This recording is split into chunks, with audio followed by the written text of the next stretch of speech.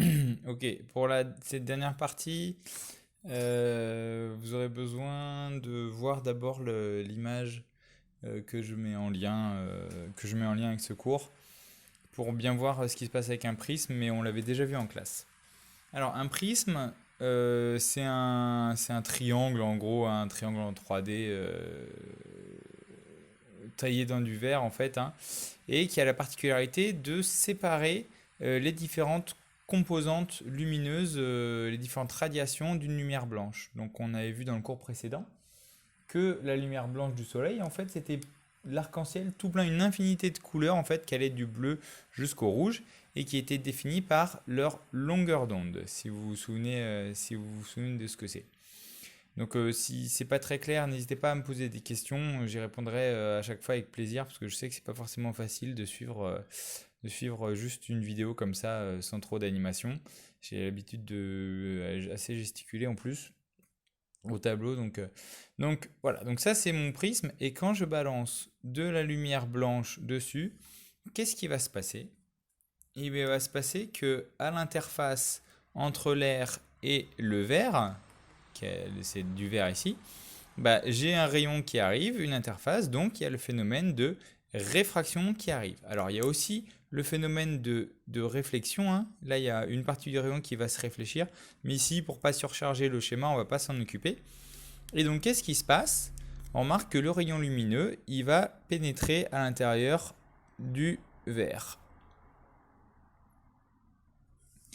Et il se trouve, donc vous voyez qu'il y a une petite courbure, hein. J'ai changé de direction de propagation. Et qu'est-ce qui se passe quand on arrive sur l'autre face? Bah pareil.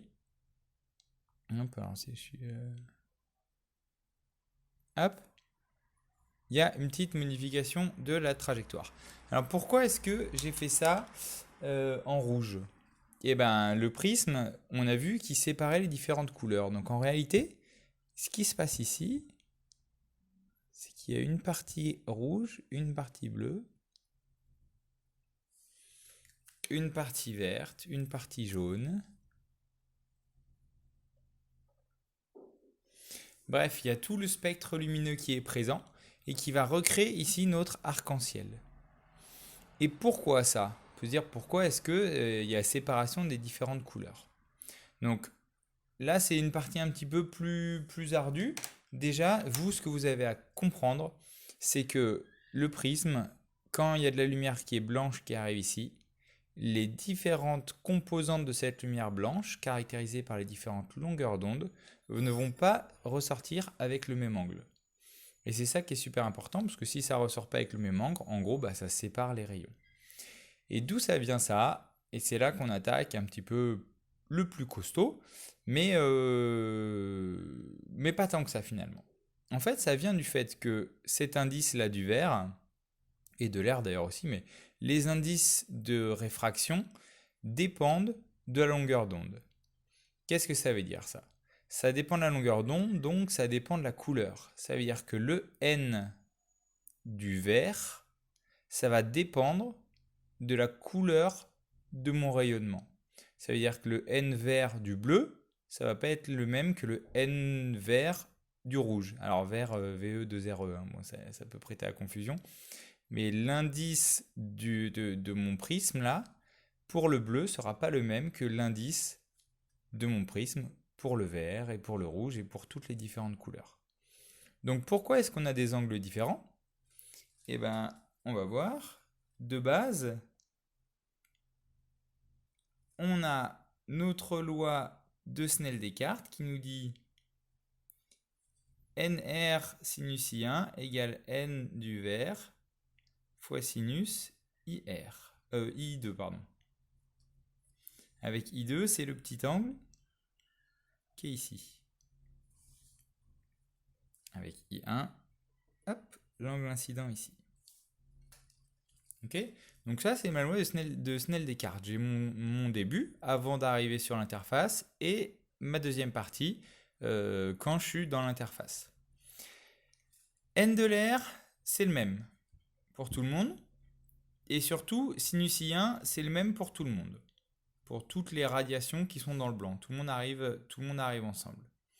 Mais il y a un truc qui va changer. Ce que je vous ai dit, c'est que l'indice du vert n'était pas le même pour le bleu et pour le rouge. Donc ça fait, en particulier, si j'écris pour le bleu, j'aurai n de l'air qui est égal à sinus I1 fois sinus I1, pardon, qui est égal à n dans le vert du bleu fois sinus I2 du bleu. Et pour le rouge, n de l'air fois sinus I1, c'est toujours le même angle d'incidence, c'est égal à l'indice du vert pour le rouge fois sinus de l'angle de réfraction du rouge. Je vais réexpliquer après ça. Ok? Donc qu'est-ce qu'on voit? On voit qu'on a ça qui est égal à ça. Donc ça veut dire qu'en particulier, j'ai ça qui est égal à ça. Ok? Et comme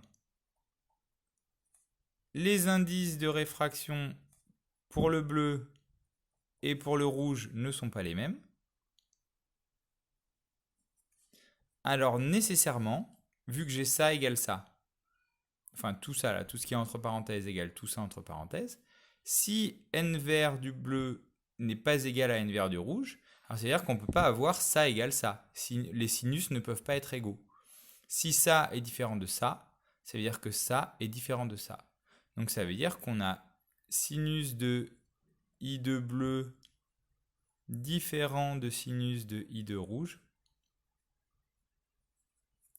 Et donc ça veut dire que les angles, l'angle fait par le rayon bleu sera différent de l'angle fait par le rayon rouge. Ok? C'est de là que ça vient, ce phénomène du spectre de rayons lumineux. Donc je répète la partie ardue. Dans les deux cas, l'angle d'incidence c'est le même, parce que toutes les couleurs elles sont ensemble dans ce rayon blanc là. Toutes les couleurs sont ensemble, donc I1 c'est le même. Mais le truc c'est que l'indice de réfraction dans le vert pour le bleu et rouge, c'est pas la même chose. Donc je peux écrire ces deux égalités, ça pour le bleu, ça pour le rouge. Et comme les deux sont égales, ça veut dire que une différence entre n vert du bleu et n vert du rouge entraîne une différence entre les deux angles. Ce qui donne là mes I2 différents. Ici, ce serait I2 du bleu que j'ai dessiné. Et puis ici, on aurait I2 du rouge. J'ai fait deux angles. Je ne sais pas si vous voyez très bien là sur l'image. Ok, c'était la partie un petit peu dure là.